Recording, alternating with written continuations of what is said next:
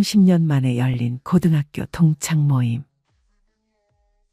장소는 오래된 한정식 집이었고 입구부터 들려오는 웃음소리와 반가운 인사에 잠시 마음이 따뜻해졌습니다.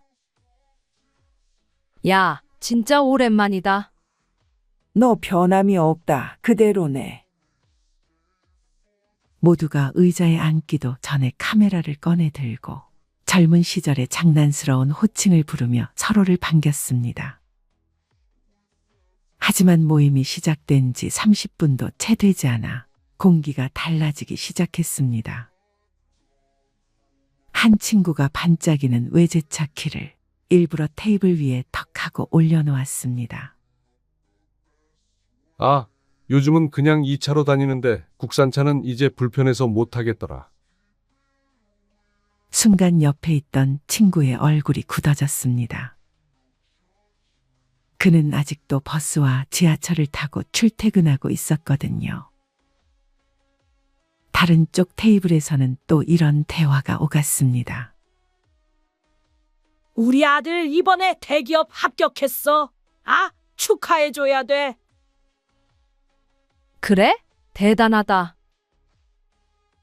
대답은 했지만 속으로는 씁쓸한 표정을 감추지 못한 이도 있었습니다. 자기 자녀는 취업 준비로 몇 년째 고생 중이었으니까요. 분위기는 조금씩 갈라지고 있었습니다. 처음에 환한 웃음과 반가움은 점점 줄어들고 사람들의 눈빛 속에 어쩐지 불편한 그림자가 드리워지기 시작했습니다. 그날 모임이 끝나고 집에 돌아가는 길, 몇몇 친구들은 속으로 이렇게 생각했습니다. 역시 동창 모임은 불편해. 또 가야 할까? 동창 모임에서 가장 흔하면서도 가장 불편한 행동은 바로 돈 자랑입니다. 사실 모임에 나온 사람들은 누구나 알고 있습니다. 누가 잘 살고 있고 누가 조금 힘들게 살고 있는지. 말하지 않아도 옷차림이나 태도 혹은 함께 이야기하는 몇 마디로 이미 충분히 알 수 있습니다. 그런데 굳이 그걸 드러내고 싶어 하는 사람들이 있습니다. 대표적인 게 술값 자랑이죠. 첫 모임에서 오늘 내가 쏠게 하면 모두가 고맙다고 박수를 칩니다. 한 번은 괜찮습니다. 분위기도 훈훈해지고 다들 즐겁게 넘어갑니다. 하지만 두 번째, 세 번째 모임까지 계속 본인이 계산을 맡아버리면 이야기가 달라집니다. 처음엔 고마웠지만 점점은 저 친구는 일부러 과시하려고 저러나 하는 생각이 들게 됩니다. 어떤 이는 무심한 듯 지갑을 열면서 일부러 두툼한 카드 지갑을 보여줍니다. 누군가는 시계를 소매에서 살짝 드러내 보이고 누군가는 테이블 위에 차키를 툭 올려놓습니다. 말은 하지 않아도 그 순간 대화의 공기는 달라집니다. 듣는 사람은 어떻게 느낄까요? 아, 나는 아직도 대출이 남아있는데, 나는 아직도 허리띠를 졸라매며 사는데, 이런 씁쓸함이 마음 깊숙이 자리하게 됩니다. 그리고 그 씁쓸함은 결국 다음 모임을 피하고 싶은 마음으로 이어집니다. 돈 자랑은 자랑하려는 사람의 의도와 달리 듣는 사람의 마음을 가장 빠르게 움츠러들게 합니다. 동창 모임은 경쟁의 자리가 아니라 추억을 나누고 서로의 안부를 확인하는 자리입니다. 그런데 돈 자랑이 등장하는 순간 그 자리는 경쟁의 무대로 바뀌어 버립니다. 두 번째로 동창 모임을 불편하게 만드는 행동은 자식 자랑입니다. 자식 이야기는 빼놓을 수 없는 대화 주제이지만 동시에 가장 조심해야 할 주제이기도 합니다. 우리 아들 이번에 의대 붙었어. 우리 딸 이번에 해외 유학 갔어. 말하는 쪽은 기쁨을 나누고 싶은 마음일 겁니다. 하지만 듣는 쪽은 다릅니다.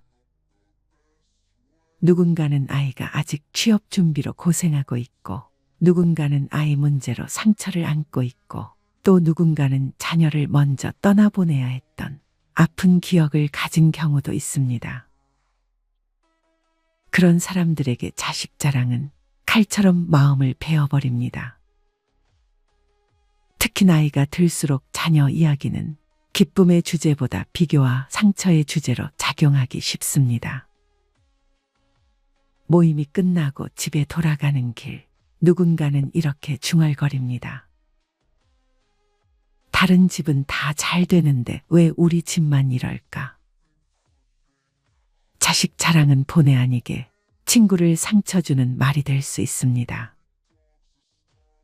정말 자랑하고 싶다면 모임에서 여러 사람 앞에 늘어놓는 대신 가까운 친구 한두 명에게 조심스럽게 나누는 게 낫습니다. 무심한 듯 꺼낸 자식 자랑 한마디가 누군가의 가슴에는 오래도록 남는 못이 될 수 있기 때문입니다. 세 번째로 불편한 건 배우자 자랑입니다. 어떤 이는 배우자를 모임에 데리고 오기도 합니다. 한두 번은 괜찮습니다.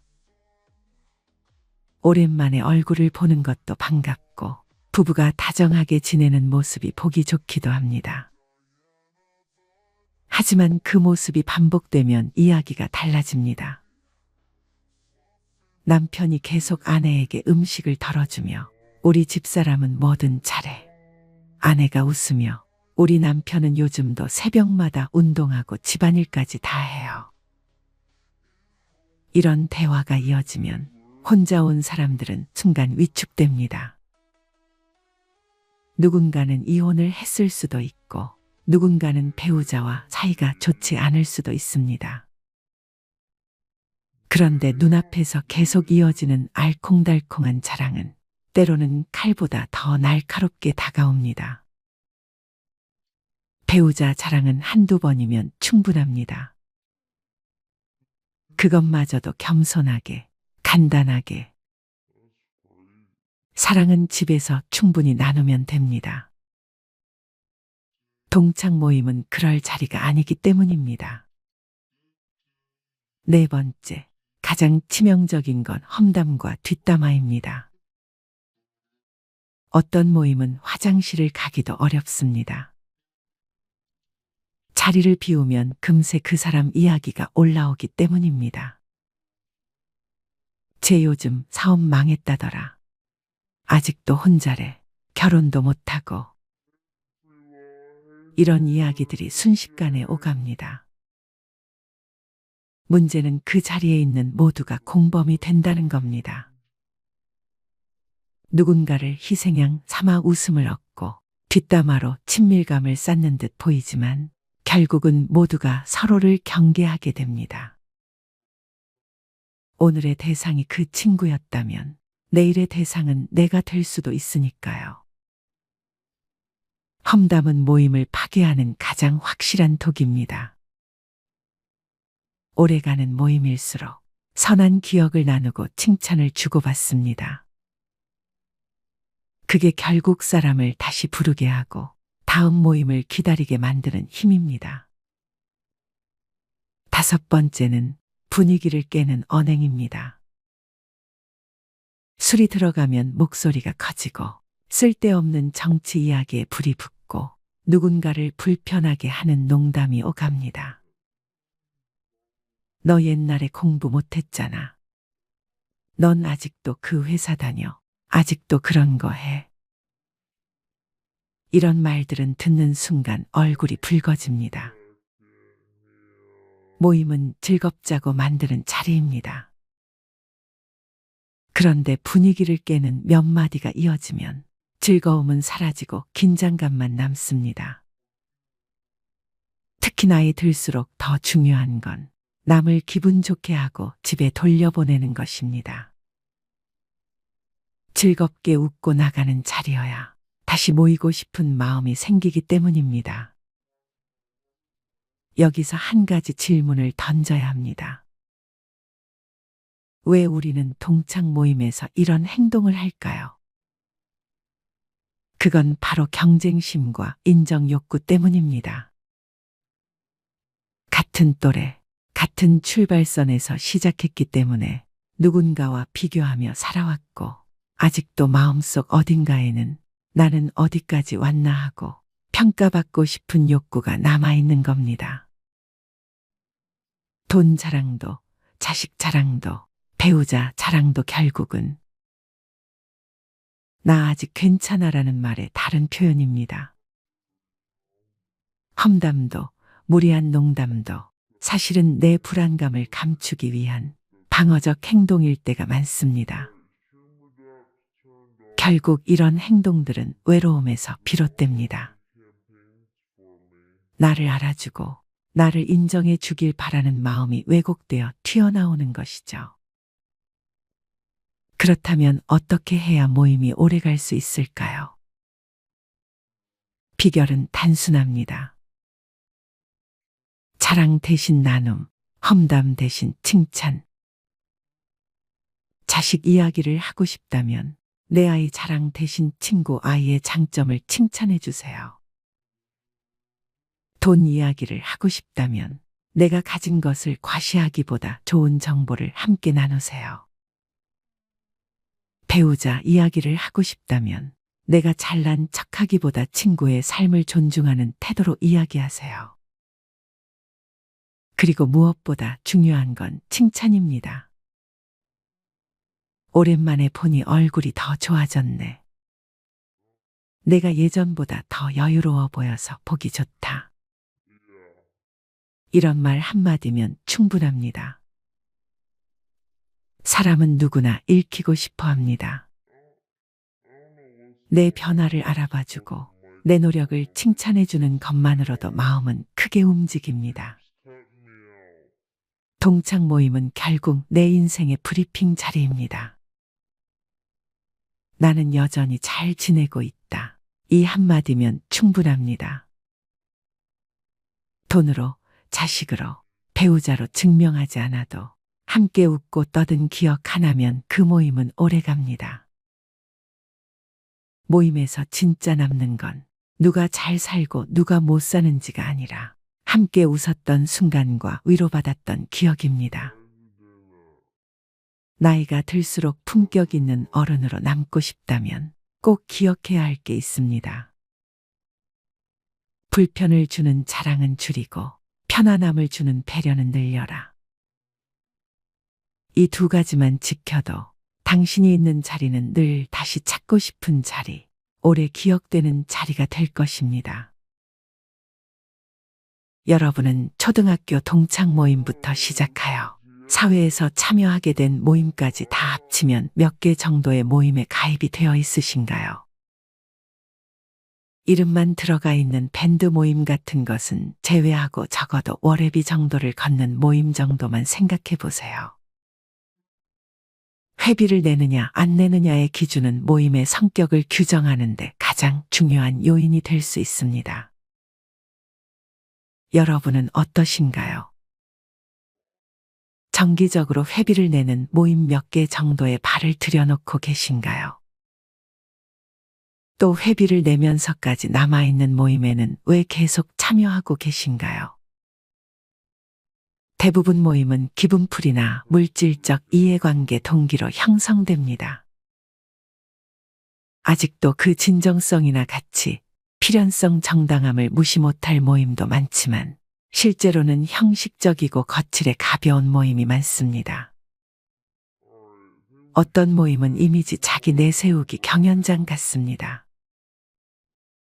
허상인 자신의 존재감을 과시하는 장이 되기도 합니다. 모두들 타인의 자기 인정에 목매다는 경우도 있고 진원보다 감언이 넘칩니다.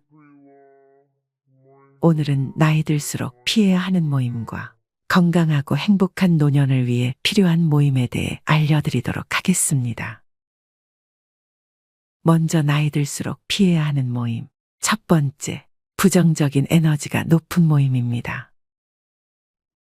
나이가 들면서 긍정적인 에너지가 필요한데 비판적이거나 부정적인 에너지가 높은 모임은 건강과 행복에 영향을 미칠 수 있습니다. 친구들의 힘듦과 어려움의 이야기, 혹은 남의 뒷담화를 듣다 보면 나도 모르게 그 감정에 젖어 있습니다.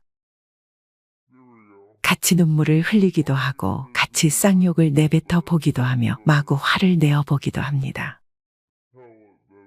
그렇게 들어주고 함께 감정을 나누며 상대와 많이 가까워지기도 하지만 문제는 헤어지고 나서 느껴지는 부정적인 감정들입니다.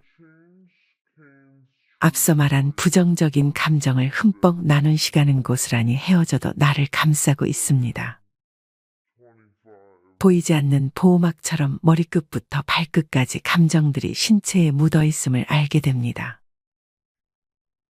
모임에 다녀와서 부정적인 느낌이 자주 든다고 느껴지시면 그 모임은 피하시는 게 좋습니다. 이런 모임보다는 긍정적이고 지지해주는 환경에서 삶을 즐기는 것이 중요합니다. 부정적 에너지가 높은 모임은 피하는 것이 현명합니다. 두 번째는 자랑만 하는 모임입니다. 얼마 전 아는 지인을 만났습니다.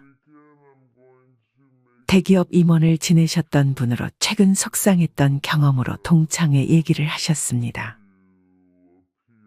아들이 미국의 유명한 대학에 입학하게 되어 겸사겸사 다녀왔다는 한 친구의 이야기를 또 다른 친구가 한쪽에서 가슴 치고 들었다며 속상했다는 것입니다. 투병 중인 아들 때문일 거라 하시면서 언제부터인가 본인도 자식 자랑, 돈 자랑이 많은 자리는 꺼려진다고 하셨습니다. 이 나이쯤 되면 가슴 아픈 일들을 한두 가지쯤 안고 사는 게 일반적인데 별로 말하고 싶지 않은 내용들까지 억지로 들춰지는 상황을 불편해하셨습니다. 직장인이 퇴직할 즈음의 아이는 대학 진학을 하거나 취업할 나이가 됩니다. 누군가의 자녀는 명문대에 입학하고 번듯한 직장에 들어가겠지만 반대로 누군가의 자녀는 원하는 대학에 낙방하거나 출근할 회사가 없을 수 있습니다. 마음처럼 되지 않는 게 자식 농사인데도 다른 이의 자랑을 들으면 모든 게 내 탓인 듯하여 스스로 책망하게 됩니다. 또한 노후 준비가 충분치 않은 퇴직자는 경제적 고민도 부담일 수밖에 없습니다. 당장 생활비 마련이 시급한데 마땅한 일자리를 구하기도 쉽지 않아 두 번째 세상살이는 더 힘겹습니다. 여기에 연로하신 부모님과 병에 걸린 가족까지 책임져야 하는 상황이라면 앞날이 막막하기만 합니다. 이번 동창회를 다녀온 후 깨달은 점이 있다고 합니다. 퇴직자일수록 서로를 더 배려해야 한다는 점입니다. 퇴직의 아픔은 같은 퇴직자가 아니면 가까운 가족조차 가늠하기 어렵습니다. 그래서 퇴직자들은 더더욱 나를 드러내기에 앞서 타인을 이해하고 존중하는 태도를 가져야 합니다. 나의 말 한마디가 다른 사람에게 빗으로 꽂히고 내 행동 하나가 상처가 될 수 있기 때문입니다. 무슨 말을 해야 할지 모르겠다면 그저 조용히 지켜보거나 찬찬히 들어주기만 해도 좋을 것 같습니다. 경우에 따라서는 과도한 관심도 버거울 때가 있습니다. 수십 년간 몸담았던 회사에서 떠밀려 나오는 심경을 누가 알까요? 혹여 퇴직자 자신의 헛헛함을 자식 자랑이나 돈 자랑으로 채우려 한다면 이는 상대에게 상처만 줄 뿐입니다. 결코 나와 다르지 않을 동료의 심정도 헤아려 보세요. 세 번째는 서로 시기 질투하는 모임입니다.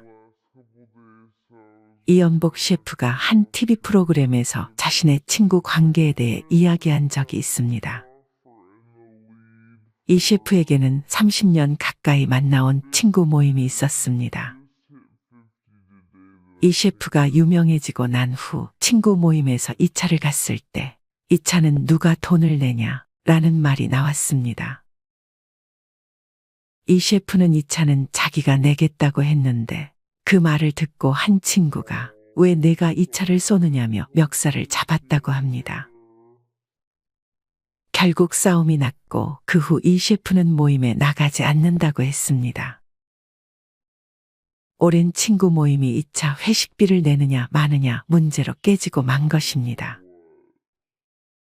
하지만 2차 회식비를 누가 내느냐가 진짜 원인은 아닙니다. 이 셰프가 유명해진 것에 대한 시기 질투가 진짜 문제였습니다.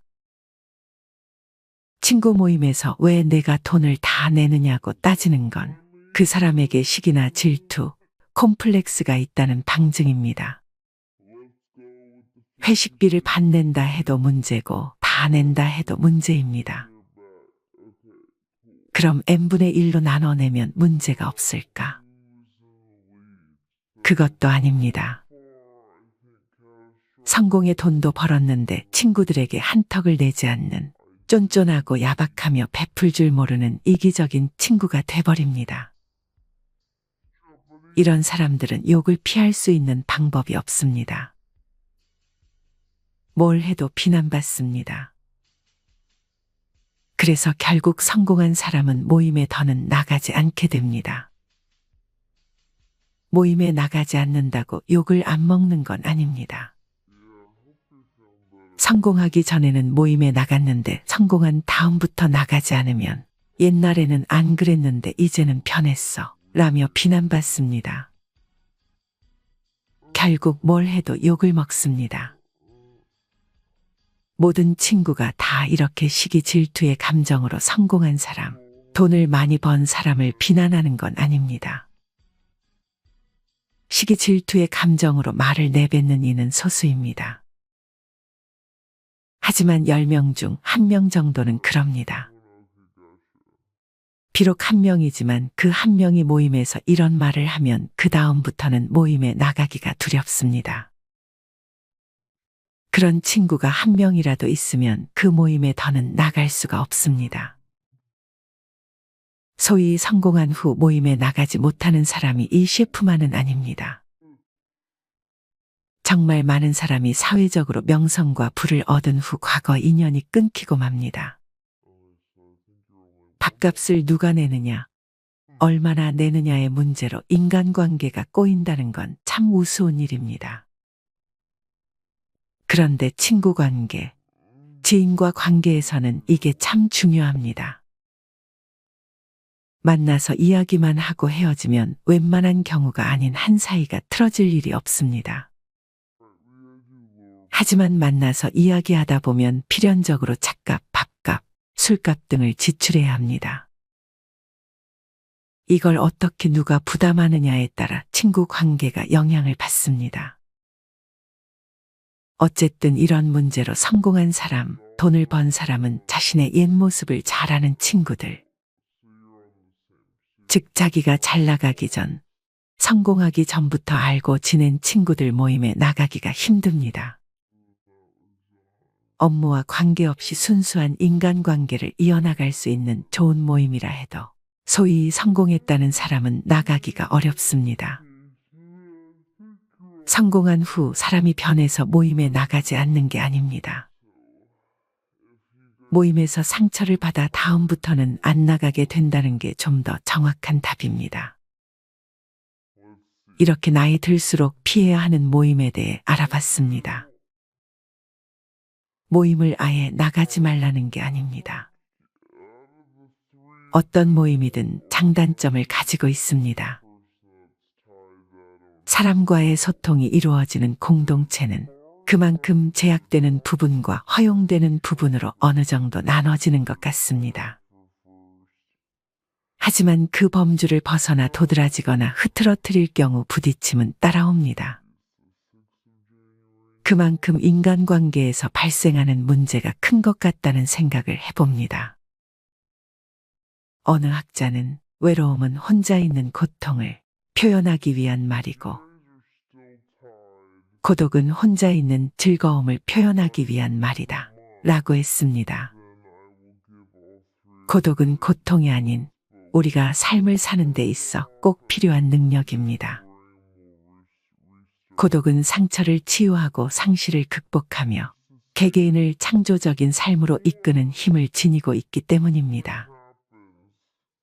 또한 두려움 없이 고독에 맞서는 것이야말로 이별과 죽음, 스트레스 등을 극복하고 내면 가장 깊숙한 곳에 자신과 만나는 최고의 지름길입니다. 즉, 외로움은 다른 사람과 단절된 상태로 스트레스를 유발하지만 고독은 스스로 선택한 것이기에 삶에 활력을 줍니다. 그러니 고독을 전혀 겁낼 필요는 없습니다. 나이 들수록 혼자 있는 시간을 충분히 즐길 줄 아느냐 모르느냐의 문제가 삶의 질을 결정하는 요소가 됩니다. 나이 들수록 혼자가 되어야 하는 이유를 알려드리겠습니다. 첫 번째, 인간의 불행은 고독할 줄 모르는 데서 온다. 대부분의 사람들은 혼자가 되는 것을 두려워합니다. 외로울까봐 혹은 외롭지 않기 위해서 필요하지 않고 감사하지 않은 인연을 애써 붙들고 있다라는 생각이 든 적 있으신가요? 자신의 외로움과 두려움을 채우기 위해 주변 사람에게 집착하고 의존하게 되죠. 만나서 즐겁지 않고 위로받거나 건설적인 대화를 이어나가지 못하는 대상으로부터는 과감하게 혼자 떨어져 나오셔도 됩니다. 물론 혼자서 살기 위해 절대적으로 모든 것을 혼자서 해결해야 하는 것은 아닙니다. 도움을 필요할 때에는 적절히 도움을 청하고 지지를 받는 것은 중요하겠죠. 하지만 자기 자신과 면밀히 대화하고 자아를 발견하는 시간을 갖는 것은 평온하고 풍요로운 삶을 살아가는 데 도움이 될 수 있습니다. 고독을 진정으로 즐기는 시간을 본인 스스로에게 주어보세요. 외로움을 피하려고 하지 않고 외로움을 선택할 줄 아는 사람은 인간관계에 여유로움이 있고 초연해집니다.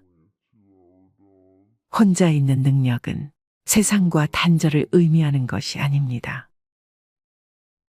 그저 혼자만의 시간을 스스로 다룰 줄 아는 능력이 있는 것이죠. 결국 혼자가 되는 방법을 모르는 사람, 타인에게 지나치게 의존하는 사람 곁에는 아무도 남지 않게 됩니다. 아플 때 혹은 내가 죽을 때가 두려워 주위에 관심을 강요하고 기대게 되신다면 혼자서도 시간을 잘 보낼 수 있도록 독서나 운동과 같은 취미 활동이나 자기 효능을 높이기 위한 봉사 활동을 하고 또 자기 스스로를 위해 밥상을 차릴 줄 아는 능력을 길러보시는 것을 추천해 드립니다. 외로움을 피하려다가 더 외롭고 괴로워집니다. 혼자가 되는 것이 나쁜 것만은 아닙니다. 자신을 위해 할 수 있는 일들이 너무나 많기 때문입니다. 자신의 두려움을 타인에게 의존해 해결하지 말고 스스로 두려움을 극복해 삶을 발전시키고 행복해져야 합니다. 두 번째, 좋은 인간관계를 유지할 수 있다. 역설적이게도 좋은 인간관계를 유지하기 위해 혼자만의 시간을 잘 보내는 것이 중요합니다. 혼자가 되기를 두려워하고 피하려고만 하는 사람은 남들의 기준에 끌려다니거나 지나친 집착으로 자신과 타인을 힘들게 합니다. 하지만 혼자 되기를 받아들이고 고독을 즐길 줄 아는 사람은 자신의 삶을 발전시키며 살아가게 됩니다. 외로움과 고독은 비슷한 단어처럼 보이지만 사실은 큰 차이가 있습니다. 무엇보다 이렇게 혼자 있는 능력을 키운 사람은 관계에 대한 실망과 집착에서 자유로워집니다. 나에게 부정적인 영향을 주는 사람에게 의존할 필요도 없어집니다. 그래서 굳이 노력하지 않아도 좋은 관계만 남게 되고 좋은 사람들과 존중하며 살아갈 수 있게 됩니다. 나이가 들면서 인간관계가 줄어든다고 걱정할 필요 없습니다. 나도 모르는 사이에 좋은 사람만 곁에 남고 있다는 증거이기 때문이죠. 세 번째, 삶의 질을 높일 수 있습니다. 우리가 사는 세상에는 소음이 너무 많습니다. TV, 유튜브, 게임, 말소리, 메신저 등 하루 종일 너무 시끄러운 환경에 노출되어 있습니다. 이렇게 무방비하게 노출된 소음은 내가 스스로 생각하는 걸 멈추게 합니다. 생각하는 걸 멈추고 스스로를 들여다보지 못하면 스스로 아무것도 하지 못하고 내면에 자리 잡은 나의 두려움과 마주하지 못하게 됩니다. 있는 그대로의 나를 수용하지 못하게 되는 거죠. 반면 혼자만의 시간을 보내고 내면의 힘을 키운 사람은 나의 내면에서 말하는 것이 진짜 나임을 알 것입니다. 그래서 혼자 있어도 고통스럽지 않고 편안하고 즐길 수 있게 됩니다. 누군가 자신을 챙겨주기 바라는 대신 자신이 배우고 싶은 것을 배우고 새로운 것에 도전하며 삶의 활력을 찾습니다. 이처럼 혼자 있는 능력, 내면의 힘을 가꾸는 것은 자신의 힘을 키우고 삶의 질을 높이는 길입니다. 우리는 더불어 함께 살아야 행복한 존재들입니다. 공동체 속에서 함께 생활하고 서로 돕고 서로 의지하고 살아야 합니다.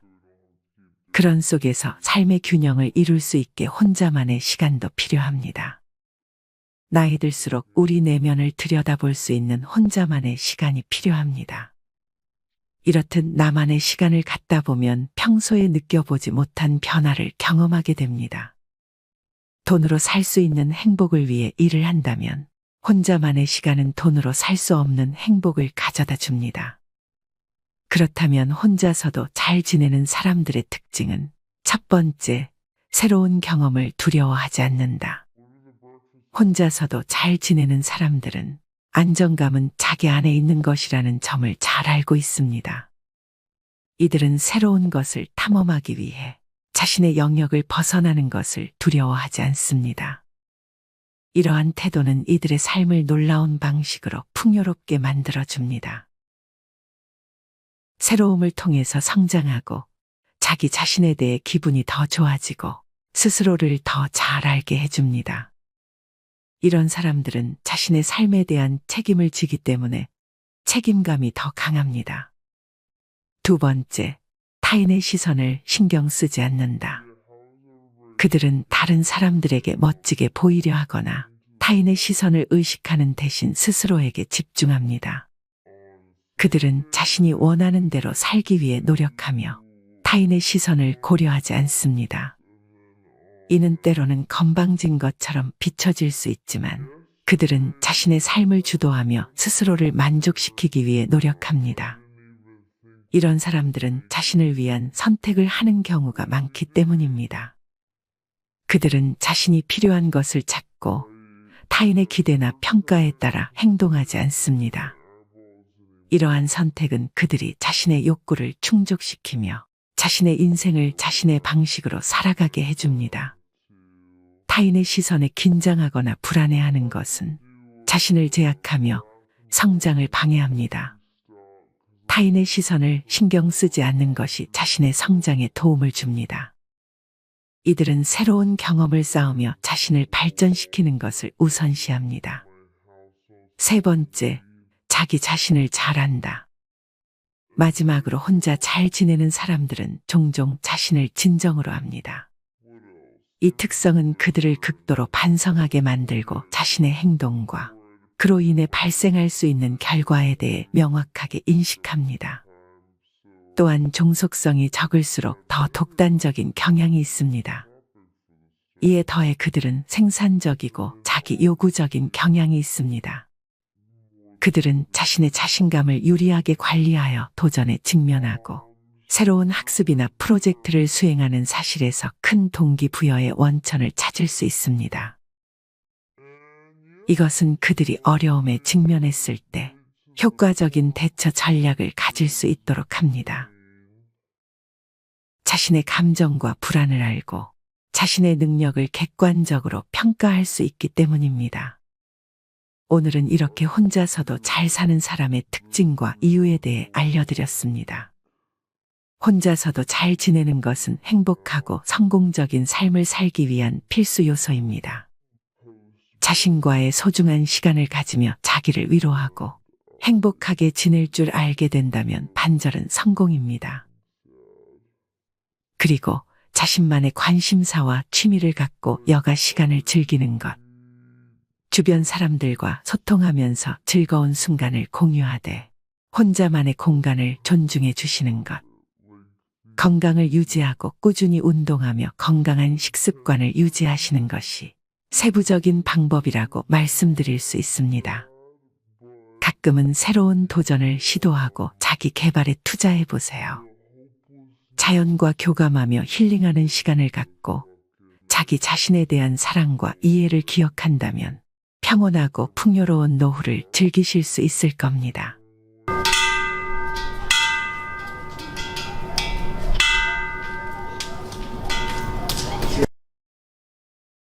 안녕하세요. 오늘은 어쩌면 듣기 불편할 수도 있는, 그러나 꼭 한 번은 생각해 봐야 할 이야기를 조심스레 꺼내보려 합니다.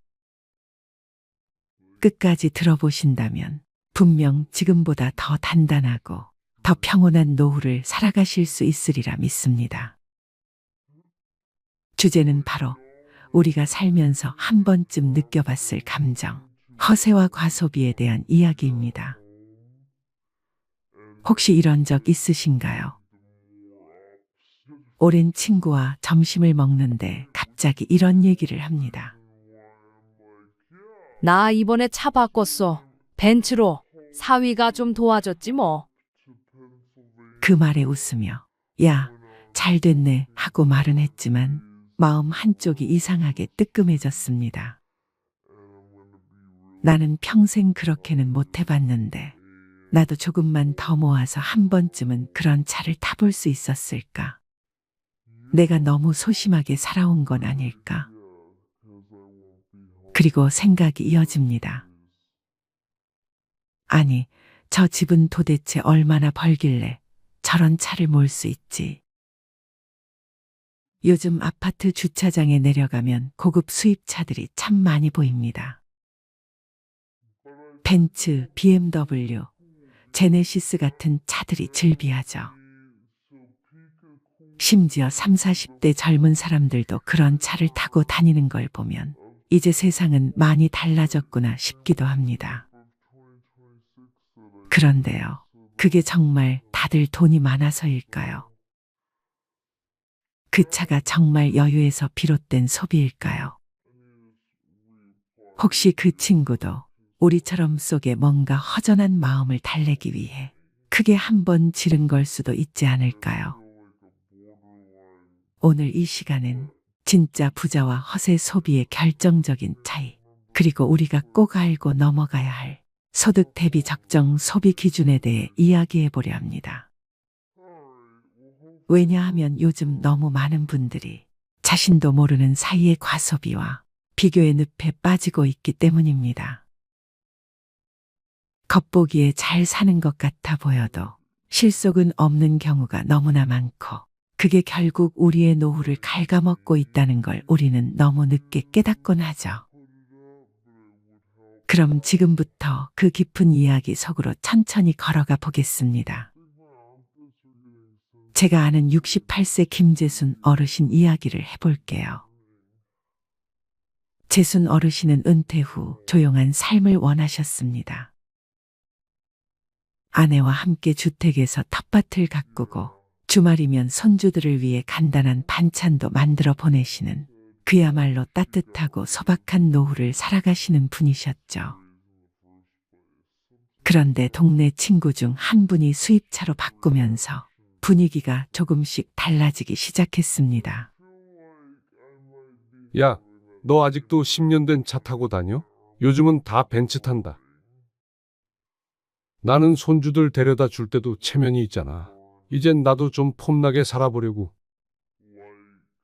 말은 웃으면서 했지만 마음속엔 뭔가 뜨끔한 기분이 들었죠. 그래서 재순 어르신도 처음엔 고민하셨습니다. 나도 나이 먹었는데 마지막으로 멋 좀 부려봐. 하지만 어르신은 결국 차를 바꾸지 않았습니다. 왜일까요? 내가 벤츠를 타면 앞으로 5년은 허리띠를 졸라매야 하거든. 그런데 그렇게 산다고 해서 내 인생이 멋있어질까? 나는 오히려 조용하고 편안한 지금이 더 좋아. 그 말이 마음에 오래 남았습니다. 우리 세대는 차를 일하러 가기 위한 도구로 여겼습니다. 일감 실은 트럭, 식구 태우는 봉고차, 겨우겨우 마련한 중고 승용차. 그런데 요즘은 달라졌습니다. 차는 단순한 이동수단이 아니라 자기 과시의 수단이 되어가고 있습니다. 고급 수입차, 특히 벤츠나 BMW 같은 브랜드는 내가 이만큼 성공했어. 나는 이런 차를 탈 수 있는 사람이야 라는 무언의 메시지를 담고 있죠. 그걸 모를 리 없는 우리는 괜히 그 차를 보면 작아지는 기분이 듭니다. 나만 시대에 뒤처지는 거 아냐? 이 나이쯤 되면 나도 한 번쯤은 타봐야 하는 거 아냐? 그런데요, 그 차를 탄다고 해서 마음이 채워질까요? 하버드 대학교 심리학 연구에 따르면 과소비는 감정의 보상 행동이라고 합니다. 쉽게 말해 일상이 행복하지 않은 사람들이 그 허전함을 소비로 메운다는 것이죠. 우리도 그런 경험 있지 않나요? 삶이 무료하고 외롭고 허전할 때 괜히 홈쇼핑에서 필요도 없는 물건을 주문하거나 시장 가서 충동적으로 반찬을 사기도 합니다. 그게 누적되면 점점 큰 소비로 이어집니다. 남들은 요즘 다 호텔 뷔페 간다더라. 골프 안 치면 대화가 안 돼. 이 나이에 명품 가방 하나 정도는 있어야지. 이런 말들이 스멀스멀 마음을 채웁니다. 그러다 보면 내 생활비보다 명품 가방이 더 중요해지고 내 건강보다 남의 시선이 더 중요해집니다. 자, 이제는 조금 더 현실적인 이야기를 해보겠습니다. 허세 지수라는 개념이 있습니다. 이건 간단히 말해서 내가 가진 물건의 가격이 내 월소득에 비해 얼마나 과한가를 수치로 나타낸 지표입니다. 예를 들어볼까요? 월 300만 원 버시는 분이 3천만 원짜리 차를 몰면 허세 지수는 10입니다. 즉, 10개월치 소득을 모아야 살 수 있는 차라는 뜻이죠. 그런데 만약 6천만 원짜리 차를 타고 있다면요. 허세 지수는 20입니다. 20개월, 거의 2년 가까이의 소득을 몽땅 모아야 겨우 살 수 있는 차인 거죠. 문제는 이 차가 대출로 샀다는 겁니다. 즉, 허세 지수는 더 높아진다는 거죠. 게다가 매달 보험료, 주유비, 세금, 주차비, 세차비, 수리비까지 들어간다면 그 부담은 상상을 초월합니다. 이제는 인생 후반전입니다. 젊을 땐 허세 부릴 여력이라도 있었지만 지금은 병원비, 자녀 문제, 노후 생활비가 더 중요해진 시기죠. 내가 65세 이상이고 매달 일정한 연금이 들어오며 큰 병 없이 평온히 지낸다. 이것만큼 든든한 노후가 어디 있겠습니까? 그런데 그런 삶을 포기하면서까지 남 눈치 보며 과한 소비를 한다면 그건 진짜 후회가 남을 선택입니다. 우리는 비교하며 살아왔습니다. 옆집 아들보다 우리 아들이 공부 잘하면 흐뭇했고 친구보다 먼저 승진하면 뿌듯했죠. 하지만 그 비교는 은퇴 후에도 계속됩니다. 쟤는 손주들이 더 잘해준다더라. 쟤는 연금이 많대. 쟤는 며느리가 명절 음식 다 차린다던데.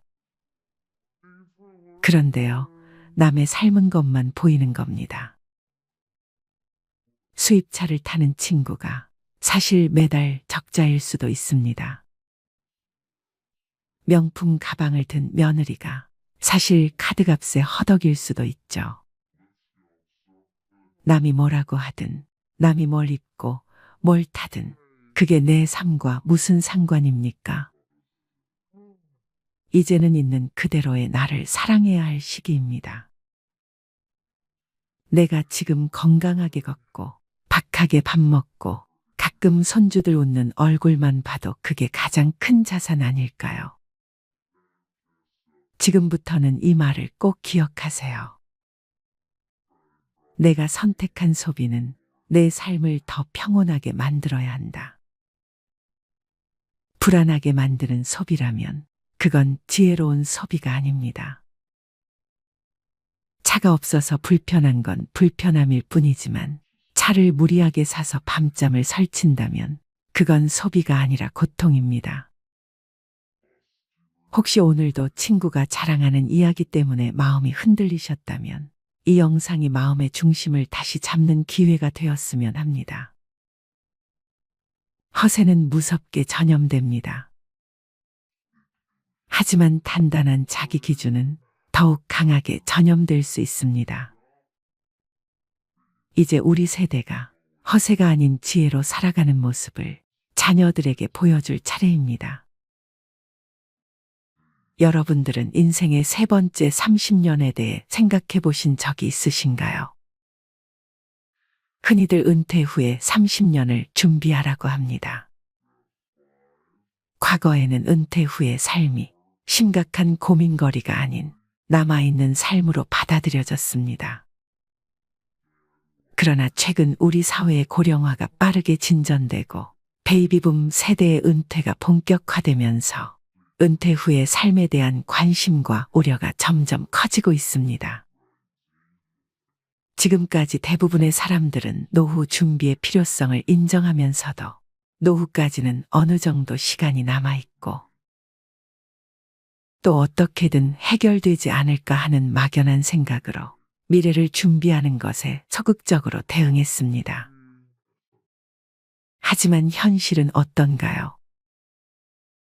연이은 글로벌 금융위기와 경기 침체 등으로 경제 상황은 녹록지 않고 조기 은퇴, 저금리, 저출산, 평균 수명 연장 등으로 노후에 대한 철저한 준비 없이는 다가올 인생의 후반기가 암담하기만 합니다. 이렇듯 인생 100세 시대는 우리에게 걱정과 두려움으로 다가오지만 얼마나 미리 체계적으로 준비하느냐에 따라 새로운 인생의 전환점이 될 수도 있을 것입니다.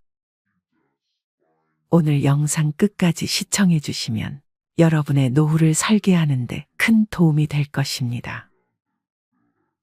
늙어서 돈 때문에 고생하지 않으려면 50대부터 돈 씀씀이에 특히 주의해야 합니다. 노후 전문가들은 자산이 많지 않아도 평소 작은 노력에 따라 노후 생활이 달라질 수 있다고 말합니다. 20, 30대 때 실패하면 벗어날 수 있는 기간이 길어 다시 회복할 수 있습니다. 실패를 거울 삼아 전화위복의 계기가 될 수도 있죠.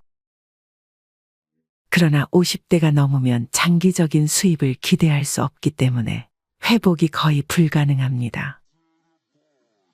50대가 지나면 정년 퇴직이 가까워집니다. 안정적인 수입을 기대하는 기간도 짧습니다. 요즘에는 수명이 늘어나 정년 후에도 재고용 제도를 활용하여 일하고 싶다는 사람이 많습니다. 하지만 재고용되어 일한다고 해도 수입은 현저하게 떨어질 것입니다. 50대 이후에는 돈 씀씀이에 실패할 경우 일을 만회할 시간적 금전적 여유가 없습니다.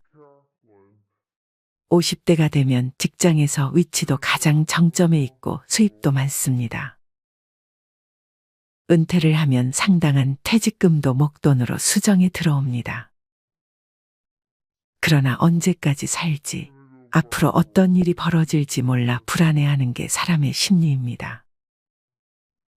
그래서 수중에 있는 돈을 굴리고 싶어집니다. 이때를 조심해야 합니다. 첫 번째는 돈 관리를 전문가에게 그냥 미루는 것입니다. 퇴직한 지 얼마 안 되는 60대 지인 중 퇴직금 등으로 수중에 1억 5천만 원의 자금이 생겼습니다. 처음에는 은행 3곳에 분산 투자에 넣어 두었습니다. 이자가 낮아 자금을 굴려볼까 고민하던 차에 은행 직원이 이율이 높고 6개월 단위로 단기 투자할 수 있는 독일 국채 상품 DLF 투자를 권유했습니다.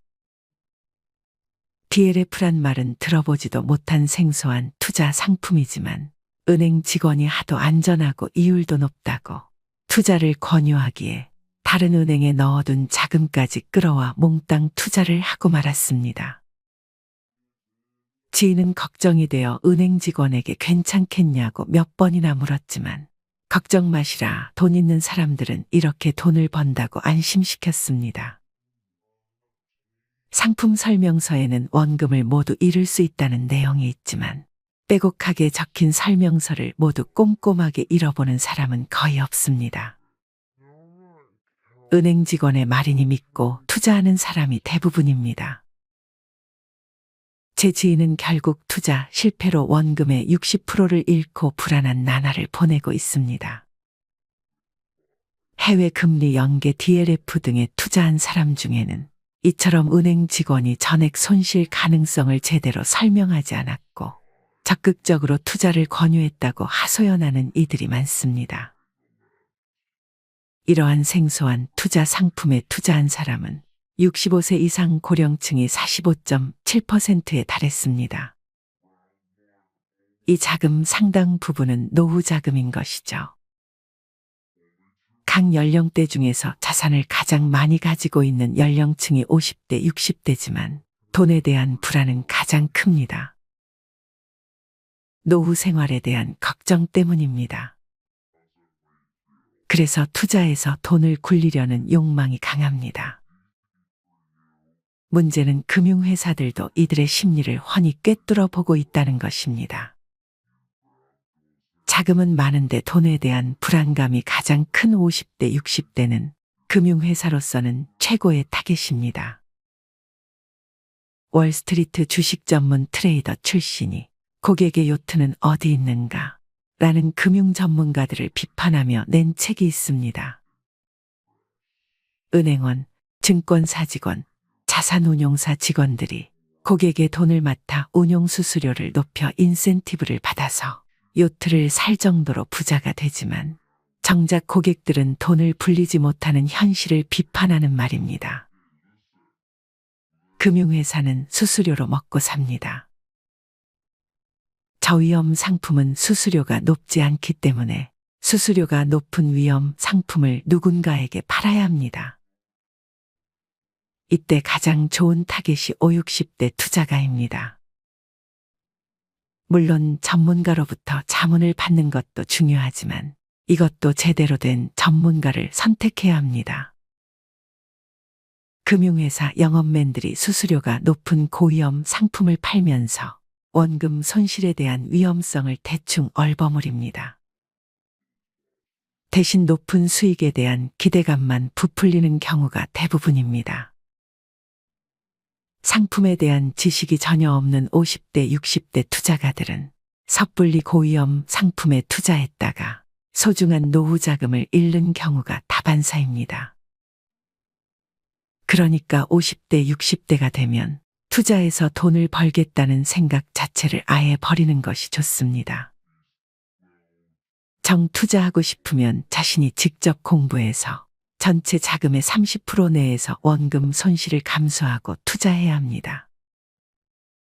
내 돈에 대한 책임은 궁극적으로 나에게 있다는 마음가짐으로 믿고 맡길 만한 전문가를 신중히 선택해야 합니다.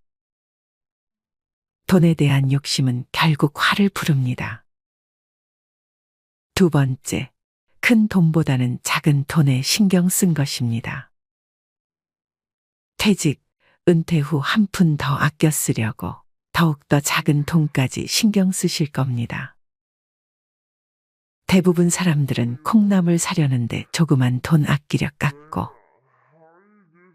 은행 수수료 절약 등에 신경 쓰면서 정작 큰 돈 지출에는 덜 고심한다고 합니다.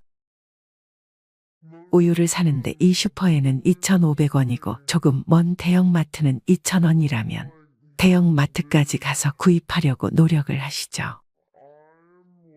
그런데 정작 자녀 혼수품 장만 시, 전자제품 구입 시 30에서 40만 원은 별거 아니라는 생각에 충분히 더 싸게 살 수 있음에도 굳이 여러 곳을 비교하지 않는다는 것입니다. 똑같은 제품을 비교 없이 그냥 백화점이 낫겠지 하고 구입들 하십니다. 또 예를 들어 부동산 매매 시 집을 사고 파는 시기와 거래 대상에 따라 수천만 원 더 절약할 수도 있습니다. 중개수수료 문제도 그렇지요. 수수료 절약 묘법들도 있는데 그럼에도 보통 사람들은 이를 고려하지 않는다는 것입니다. 큰 액수 단위 거래가 익숙치 않고 집 관련 정보 수집을 번거롭다 생각하기 때문입니다. 한 번에 나가는 큰 돈을 아끼지 못한다면 그간 작은 돈을 여러 번 아꼈던 노력이 모두 물거품이 됩니다. 절약 습관이 헛수고가 되지 않기 위해서는 푼돈보다 목돈 나갈 때 줄이는 방안이 필요합니다. 세 번째, 50대, 60대에는 자신에 대한 합리화 사치를 조심해야 합니다. 30년 이상 직장 생활을 하다 은퇴를 하면 인생이 허무해집니다. 고생했던 자신을 위로하고 싶은 충동이 생깁니다. 아무짝에도 필요 없지만 그동안 갖고 싶었던 외제차에 수천만 원을 쓰는 사람도 있습니다. 인생 뭐 있냐는 기분에 1,000만 원이 넘는 크루즈 여행을 떠나는 사람도 있습니다. 물론 금전적인 여유가 되면 좋겠지만 노후 자금 걱정을 하면서도 순간적인 충동 때문에 일을 저지르는 사람들이 의외로 많습니다. 퇴직금을 전제로 한 자산에 대한 사치는 노후 파탄으로 이어진다는 사실을 알아야 합니다. 노후에는 생각지도 못한 지출이 생깁니다. 그중 대부분이 의료비입니다.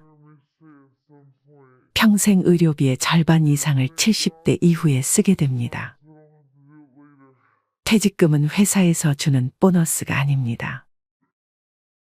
어디까지나 자신이 일하여 번 급여의 일부분입니다. 이런 소중한 퇴직금을 함부로 낭비하면 노후 생활을 감당하기 힘들어집니다. 네 번째, 60대부터는 가계를 무조건 슬림화해야 합니다. 퇴직, 은퇴 전이라면 지출은 반드시 수입 범위 내에서 해야 합니다. 퇴직 은퇴 후에는 소득 내 지출 원칙으로 은퇴 전 소득의 50% 내에서 소비하는 습관을 가져야 합니다. 현역 때처럼 돈을 지출하면 안 됩니다. 그런데 좀처럼 전에 비해 소비가 줄여지지 않는다고 말씀하는 분들이 많습니다. 퇴직금 등 쌓아놓은 목돈이 푹푹 줄어드는데도 말입니다. 미래 소득을 과하게 당겼으면 미래가 불안해진다는 점을 꼭 염두해 주셔야 합니다. 소득이 줄어들면 씀씀이도 함께 줄여야 합니다. 당연한 논리이고 실천이 어려울 것 같지 않지만 은퇴자들은 이구동성으로 그게 생각처럼 그렇게 쉽지 않다고 합니다. 오히려 은퇴 생활 초기에는 취미와 여가 활동이 늘어나면서 비용이 더 들어가기도 합니다. 씀씀이를 줄이는데도 연습이 필요합니다. 은퇴가 얼마 남지 않았다면 덜 쓰고 불편하게 살면서 씀씀이를 줄이는 연습을 해야 합니다. 구체적으로 현재 생활비를 계산해보고 더 적은 예산으로 미리 생활해보는 것이 큰 도움이 됩니다. 50대, 60대 때 자산운용에 실패해서 70대에 파산하게 되면 자식들에게 큰 부담이 될 것입니다. 다섯 번째, 로또를 사는 것입니다. 로또를 사는 사람들은 로또를 사지 않으면 대박의 기회조차 노릴 수 없다고 말합니다. 하지만 로또에 당첨될 확률은 극히 희박합니다. 당첨을 바라고 로또를 사는 것은 끊임없는 희망 고문이나 마찬가지입니다. 물론 로또 사는데 드는 돈이 크지 않다고 항변할 수도 있지만 작은 돈도 모으면 무시할 수 없습니다. 뱅크레이트의 2019년 보고서에 따르면 미국인들은 한 달에 평균 8만 6천 원을 로또 사는데 썼다고 합니다. 미국인들이 로또 사는데 평균적으로 지출하는 돈만 1년간 모아도 약 100만 원입니다. 자잘한 소비 습관이 계속된다면 이게 죽어서 내 관 속에 넣어갈 수 있는 물건인가를 생각해 보세요. 무언가 구매욕이일 때 이 말을 자문해 보면 불필요한 소비를 줄이는데 큰 도움이 될 것입니다. 일례로 근사해 보이는 옷을 봤을 때 예전에는 강림한 지름신을 영접부터 하고 봤다면 지금은 입을 옷은 이미 충분히 있고 더 필요한 옷은 이제 수의안 버리면 족하지 않은가. 죽어서 관 속에 넣을 수 있는 것은 내 몸뚱아리 하나와 수의 한 벌뿐인데 더 이상의 옷이 대체 무슨 필요가 있지? 라는 생각에 이르게 되어 불필요한 씀씀이로부터 멀어지게 됩니다. 하루 최소 3시간씩 걷기를 일상화하다 보니 골프와 자동차도 필요 없어 처분하게 되고 남의 시선을 의식하는 거칠애나 허세 따위는 아무 부질없음을 깨닫게 됩니다. 이젠 그저 좋은 사람들과 웃고 떠들며 맛있는 거 사 먹을 수 있는 정도면 충분히 차고도 넘친다 여겨집니다. 이어 노후 준비를 위해 꼭 명심해야 할 몇 가지를 알려드리겠습니다. 우선 자신을 분석해야 합니다. 은퇴 시기를 냉정히 돌아보세요. 이후 자신이 원하는 한 달 생활비 목표치를 정한 뒤 어떻게 목표 소득을 벌지를 구체화합니다. 현재 저축은 얼마나 했는지, 자산 중 부채 비율은 어느 정도인지 함께 살펴보세요. 국민연금, 개인연금 수령액도 점검하고 늦어도 55세 전에 재무설계 등 전문가 상담을 받는 것이 좋습니다. 또 자신만의 최저 생활비를 찾아야 합니다. 국민연금연구원이 1만 2천 명을 조사한 결과 고령 부부 노후 생활비로 필요한 돈은 월 평균 220만 원이라는 결과가 나왔습니다. 적지 않은 액수입니다. 하지만 주거가 해결되면 이보다 적은 액수로도 가능합니다. 현재의 지출에서 저축액, 자녀 교육비, 아파트 관리비 등의 금액을 빼면 생활비가 의외로 낮아집니다. 퇴직 2, 3년 전부터 노후에 필요 없는 부분을 줄이는 습관을 길러야 합니다. 이웃 주민 80세 할아버지도 작은 집으로 옮겨가기 싫어했습니다. 하지만 80세가 되자 약 32평의 아파트를 청소하는 것 자체가 힘들어졌다고 합니다. 그래서 서울 외곽의 10평대 아파트로 옮겼습니다. 할아버지는 오히려 공기도 맑고 여유자금도 생겨 삶이 나아졌다며 만족하셨습니다. 현재 노인층은 자식과 같이 은퇴하는 세대라는 점도 명심해야 합니다. 어느 할머니의 경우 은퇴 후 아들에게 생활비 50만 원을 받아왔습니다. 하지만 최근 아들이 55세를 넘겨 은퇴하면서 용돈이 끊겼습니다. 또한 곧 은퇴를 앞둔 50대 후반의 직장인들도 은퇴 전 아들 결혼 자금을 준비하려 했지만 그러다간 은퇴 후 한 달 생활비가 50만 원 줄어든다는 진단을 받고 포기했다고 합니다. 그분은 내 노후가 어려워져 생활비를 받는 것이 자식에게 더 부담을 준다고 생각했다고 말했습니다. 수입이 있는 일이든 취미든 사회공헌이든 평생 현역으로 살아갈 마음가짐 또한 중요한 것 같습니다. 일할 능력이 있고 의향만 있다면 충분합니다. 일을 한다면 많든 적든 수입이 따릅니다. 따라서 자신의 기대치에 맞춰 일자리를 찾으면 됩니다. 좀 더 나이가 들어도 내가 건강하기만 하면 직업재능운영센터와 같은 곳에서 장애인들의 훈련보조, 장애인 이동 지원 및 산책 지원, 초등학교 등굣길 안전하게 건널목 건너기 지원, 내가 살고 있는 아파트 내에서의 노노케어 활동 등 얼마든지 주위에 도움을 주면서 살아갈 수 있습니다. 나의 건강을 챙길 수 있고 푼돈일 수는 있어도 최소한의 용돈도 벌 수 있습니다. 농부가 추수한 후 이삭을 챙기듯 이삭 줍기를 한다고 생각하면 됩니다. 마지막으로 건강이야말로 노후 재무 설계의 핵심이라고 생각합니다. 규칙적으로 식사를 하고 운동하는 습관을 가지고 건강하게 노후를 보낼 수 있으면 그것이 최고의 재산입니다. 그리고 노후에는 돈보다는 시간이 여유로운 편입니다. 남는 시간을 활용해 새로운 기술과 지식을 배우는 평생학습의 자세를 갖는다면 건강한 노후 생활을 유지하는 데 도움이 될 것입니다. 건강하지 못해 투병 생활을 이어간다거나 고액의 병원비를 써야 할 상황이 온다면 노후 파산까지 우려해야 하는 상황이 오지 않을까요?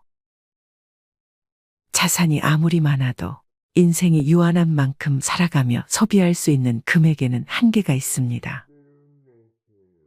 자산이야 많으면 많을수록 좋겠지만 노후 설계 관점에서 보면 필요한 만큼 노후 생활비를 만들 수 있다면 이미 충분히 부자라 할 수 있을 것입니다. 진정한 부여는 내 마음속에 있습니다. 육신보다 정신이, 정신보다 영혼이 부자여야 되는 것입니다. 소크라테스가 말하기를 가장 적은 것으로 만족하는 사람이야말로 가장 큰 부자다 라고 했습니다. 과거에 잘 나가던 고소득층이라고 해서 자만할 필요도 없습니다. 오히려 직장 생활할 때 몸에 밴 씀씀이가 있기 때문에 은퇴 이후 일정 수준 이상 생활을 유지하려는 경향이 강해 자칫 장수의 덫에 걸리기 쉽습니다. 영국의 심리학자가 2002년에 발표한 행복 공식에 따르면 행복도를 높이는 것은 부와 명예가 아니라 가족, 친구, 대인관계, 취미생활, 운동과 휴식 등 일상에 관한 것들이라고 하였습니다. 다시 말해 마음이 준비되지 않으면 돈의 의미도 퇴색될 수밖에 없습니다. 노후 자금 모으기에 급급하다. 어느 날 덜컥 자신의 존재 가치가 사라져버리는 그 상실감은 겪어본 사람만이 알 수 있습니다. 노후 자금 준비도 중요하지만 그보다 먼저 시작해야 할 것은 바로 마음의 준비입니다. 예전에 이어령 박사가 회고했던 내용이 기억납니다. 사회에서의 화려한 출세로 존경은 받았지만 사랑은 받지 못했다고. 노후의 돈에 얽매이기보다는 사랑을 받는 사람으로 기억되고 싶습니다. 이 영상을 통해 노후 설계에 대한 준비를 철저히 함으로써 아름다운 인생의 후반기를 누릴 수 있게 되기를 진심으로 희망합니다. 앞으로 더 좋은 영상으로 찾아뵙겠습니다.